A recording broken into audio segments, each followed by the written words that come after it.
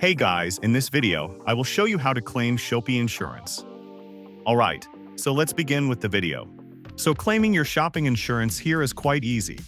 So right now we are in the Shopee Help Center.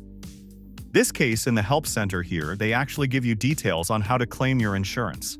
So first is you need to launch the Shopee app on your mobile device. Now from then on, tap on the Me icon usually found at the bottom right of the screen. Then select View Purchase History from the menu and see list of your recent orders.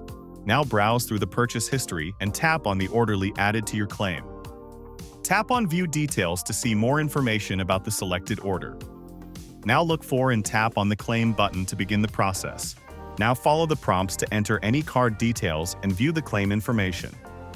Now in this case, that's about it.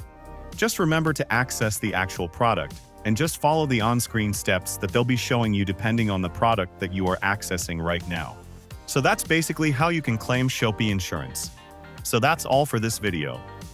Consider subscribing if you find it helpful, and I'll catch you in the next one. Thanks.